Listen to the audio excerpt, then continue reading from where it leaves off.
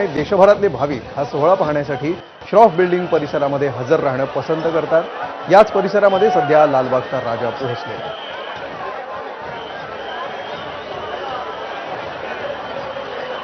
तर मुंबईतील वेगवेगळ्या गणपती बाप्पांच्या मूर्तींचं हे अद्भुत असं दर्शन सध्या एबीपी माझावर आपण घेतो आहोत।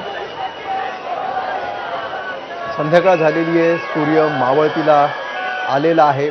अर्थात आज दिवसभर रिमझिम पाऊस असल्यामुळे सूर्यनारायणाचं दर्शन काही आज मुंबईकरांना झालेलं नाही।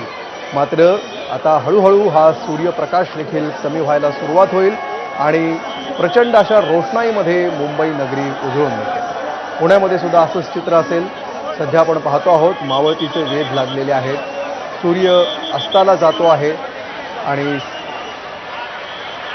चिंतामणी गणपती बाप्पावर सध्या पुष्पवृष्टी होते आहे। या ठिकाणची दृश्य सध्या आपण पाहतो आहोत। मुंबईत चिंतामणीवर पुष्पवृष्टी होतानाची ही दृश्य, जे अनेक महत्त्वाचे टप्पे मानले जातात गणपती बाप्पांच्या मिरवणुकीमध्ये, त्यातला हा एक महत्त्वाचा टप्पा मानला जातो। 1970 सालापासून ही परंपरा सुरू आहे। श्रॉफ बिल्डिंग परिसरातले रहिवासी गेल्या 1970 सालापासून अविरतपणे या परंपरेचं पालन करतात आणि गेल्या काही वर्षांमध्ये एक संपूर्ण राज्यभर गाजलेली पुष्पवृष्टी अशा प्रकारे या पुष्पवृष्टीकडे पाहिलं जातं।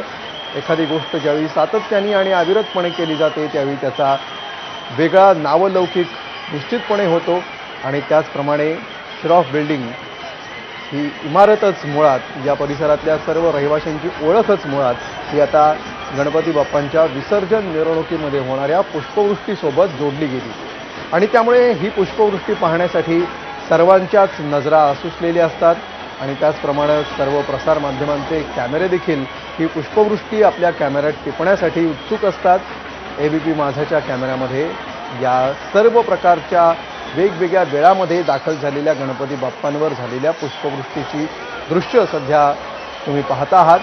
लालबागच्या राजाचं सध्या आगमन या परिसरामध्ये होतं आहे आणि या ठिकाणच्या पुष्पवृष्टीनंतर आता लालबागच्या राजाची मिरवणूक पुढच्या दिशेने गिरगावच्या दिशेने मार्गस्थ होणार आहे। प्रचंड मोठ्या संख्येने सध्या मुंबईकरांनी या परिसरात गर्दी केलेली आहे। गेल्या काही वर्षांमध्ये मुंबईमधील इन्फ्रास्ट्रक्चर देखील बदलत चाललेलं आहे। एकेकाळी प्रचंड मोठा आणि विस्तीर्ण असणारा हा रस्ता, त्यानंतर आता यातल्या बऱ्याचशा भागातून मोनो रेल्वे गेलेली आहे। अनेक ठिकाणी वेगवेगळे पूल उभे राहिलेले आहेत आणि त्यामुळे या सगळ्यातून उत्तम नियोजन करत या अवाढव्य अशा पुलांमधून तितक्याच मोठमोठ्या मूर्ती नेणं आणि अत्यंत सुनियोजितरित्या या मूर्ती गिरगाव चौपाटीपर्यंत या मूर्तींचा प्रवास होणं, त्यात अशी हजारो लाखोंची गर्दी असणं, या सगळ्या गोष्टी अत्यंत उत्तम आणि सुनियोजितरित्या दरवर्षीप्रमाणे सालाबादप्रमाणे यंदा देखील पार पडताना आपण पाहतो आहोत। आणि आता संध्याकाळचे 5:30 वाजून गेलेले आहेत। सूर्य मावळतीकडे कलत असताना मुंबईतला उत्साह मात्र उधाणलेला अजूनही आपल्याला पाहायला मिळतो आहे। मुंबई आणि पुणे या दोन्ही शहरांमधली दृश्य सध्या आपण पाहतो आहोतच।